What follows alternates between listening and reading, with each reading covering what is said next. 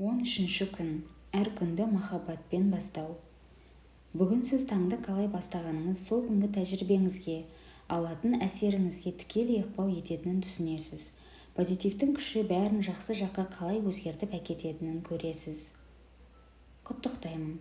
Сіз курстың алғашқы 12 дәрісін аяқтадыңыз. Сенім шаблондарын өзгерту және жағымсыз эмоциялардан арылу үшін айнамен жұмыс істеп үйрендіңіз. Айнамен жұмыстың құдіретін сезініп, ол сіздің өміріңізді қалай өзгертетінін түсіне бастадыңыз ба? Ал бүгін сіз өміріңіздің белгілі бір саласын реттеу үшін айнамен жұмысты қалай пайдалануға болатынын үйренесіз. Әдетте күніңіз қалай басталады? Алдымен осыны талқылайық. Таңертеңгі алғашқы сағат өте маңызды екенін білесіз бе? Оны қалай өткізетініңіз күннің қалған бөлігінде болатын жағдайларды анықтайды. Бүгінгі күнді қалай бастадыңыз? Оянған кезде аузыңыздан шыққан алғашқы сөздер қандай болды? Әлденеге шағымдандыңыз ба?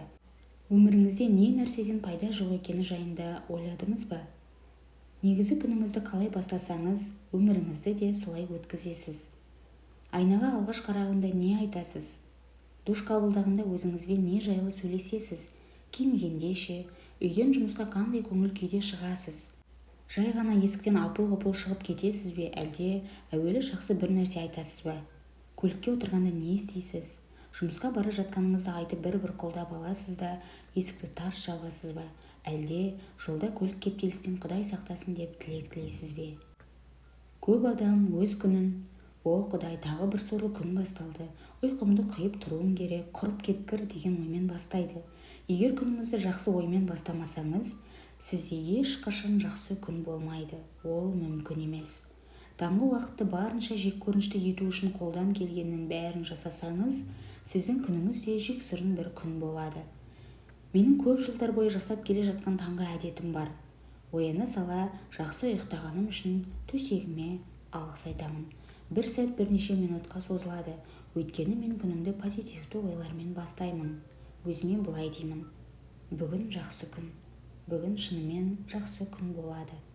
Содан кейін тұрып жуынатын бөлмеге барамын да жақсы жұмыс істегені үшін денеме алғыс айтамын. Азғантай уақытым керіліп созылуға арналады. Жуынатын бөлменің есігінде бүкіл денемді созуға қолданатын белтемірім бар. Турниктен ұстап, тіземді кеудеге 3 рет көтеремін. Содан кейін біраз тартылып тұрамын.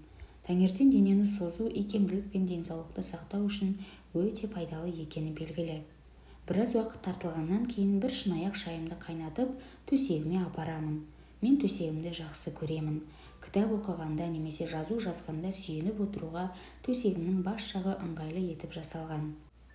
Тәнім мен санамды созу таңғы ритуал. Сосын ғана орнымнан тұра бастаймын. Күннің қалған бөлігі басталуға 2 сағат қалғанда осы уақытты өзіме арнауға тырысамын. Шаруаларыммен асықпай, жайбарақат айналысқан ұнайды. Мен асықпауды үйрендім.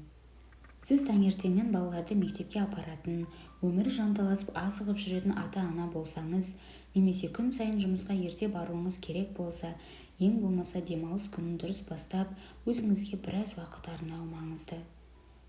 Мен таңертең осы қысқа уақытты өзіммен оңаша өткізу үшін ғана ерте оянғанды жөн көремін. Өзіңізге 10 немесе 15 минут уақыт арнасаңыз да, бұл өте маңызды. Бұл өзіңізге күтім жасайтын уақыт. Таңертең тұрғанда өзіңіз жақсы көретін бір ісіңізді жасау және көңілге қонымды сөздер айту маңызды. Сіз үшін ең керемет күн қандай, соны жасаңыз. Өміріңізге осы өзгерістерді бірден енгізудің қажеті жоқ. Бір таңғы рәсімді таңдап, содан бастаңыз. Рәсімді аяқтағаннан кейін басқасын таңдап, жаттығуды жалғастырыңыз. Шамаңызға қарап істеңіз, өзіңізді шаршатпаңыз. Есіңізде болсын, ең бастысы өзіңді жақсы сезіну. Аффирмация жасайық. Бүгін мен керемет жаңа күн мен керемет болашақты өзім қолдан жасаймын. 13-ші күннің айна жаттығуы. Таңертең оянып көзіңізді ашқанда өзіңізге келесі мына аффирмацияларды айтыңыз. Қайырлы таң төсегім, осыншама жайлы болғаным үшін рахмет. Сені жақсы көрем. Бүгін берекелі күн. Менде бәрі жақсы. Бүгін жасауым керек нәрсенің бәріне уақытым бар. Тағы бірнеше минут жайланып жатып, осы аффирмацияларды ойыңыздан өткізіңіз. Содан кейін оларды жүрегіңізбен және бүкіл тәніңізбен сезініңіз. Төсектен тұруға дайын болғанда жуынатын бөлменің айнасына барыңыз. Көзіңізге үңіле қараңыз. Ар жақтан сізге қарап тұрған әдемі, бақытты, емін-еркін жанға күлімсіреңіз. Айнадан көз алмаған күйі мына аффирмацияларды айтыңыз. Қайырлы таң, атыңызды атаңыз. Мен сені жақсы көрем. Мен сені шын жақсы көрем. Бүгін бізді тамаша тәжірибелер күтіп тұр. Содан кейін өзіңізге қошемет сөздер айтыңыз. О, бүгін күшті болып тұрсың. Сенің жымиғанына ештеңе жетпейді. Бүгінгі күнің керемет өтсінші. Ғаламат күш ішіңізде. 13-ші күннің күнделік сұрақтары. Өзіңіз үшін таңда жасалатын әдеттер ойлап табыңыз. Күнді жағымды оймен, қуанышпен бастау үшін жасай алатын бүкіл қадамдарды жазыңыз. Таңғы рәсімнің әр кезеңінде айтуға болатын 2-3 аффирмация жазыңыз. Киініп, таңғы ас дайындап жатқанда, көлікке отырып, жұмысқа бара жатқанда айтуға ыңғайлы аффирмациялар болсын. 13-ші күнгі жүректегі ойлар. Өмірдің жаңа есіктерін ашамын. Сіз өмір дәлізінде тұрсыз, және артыңыздан көп есіктер жабылды. Ол есіктер сіз енді ешқашан жасамайтын, сөйлемейтін немесе ойламайтын нәрсені, яғни сізде бұдан былай жоқ тәжірибені білдіреді. Алдыңызда көп есіктен тұратын шексіз дәліз бар. Оның әрқайсысы жаңа тәжірибеге ашылады. Алға қарай жылжи келе неше түрлі таңғажайып оқиғалар есігін ашқыңыз келетінін көресіз. Оның ішінде қуанышқа, тыныштыққа, сауығуға, өркендеуге және сүйіспеншілікке ашылатын есіктер бар. Сондай-ақ түсіністік, жанашырлық және кешірім есіктері де кездеседі. Бостандыққа апаратын есік тағы бар. Өзін-өзі бағалау және өзін құрметтеу есіктері. Өзіңді сүюге апаратын есік. Осының бәрі сіздің алдыңызда тұр. Бірінші қай есікті ашасыз? Ішіңіздегі жол нұсқаушы сізді ең жақсы жолдармен жетелейтініне және өзіңіздің де үздіксіз рухани өсіп отыратыныңызға сеніңіз. Қай есік ашылып, қайсысы жабылса да, сіз әрқашан қауіпсіз жердесіз. 13-ші күннің медитациясы. Махаббатқа бөлейтін позитивті аффирмациялар. Күндердің бір күні бұл аффирмациялар сіз үшін шындыққа айналады. Сондықтан санаңызды осы ойлармен толтыруға мүмкіндік беріңіз. Оларды қуана-қуана жиі қайталап отырыңыз.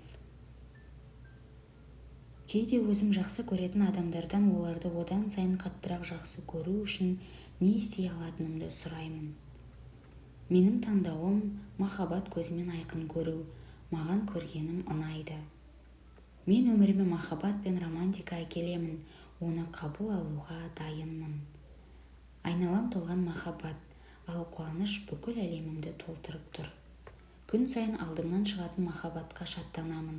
Айнаға қарап, мен сені жақсы көрем, сені шын жақсы көрем деп айтуға ыңғайсызданбаймын. Мен енді махаббатқа, романтикаға, қуаныш пен маған өмір ұсынатын бар жақсылыққа лайықпын. Мені махаббат қоршап тұр. Менде бәрі жақсы.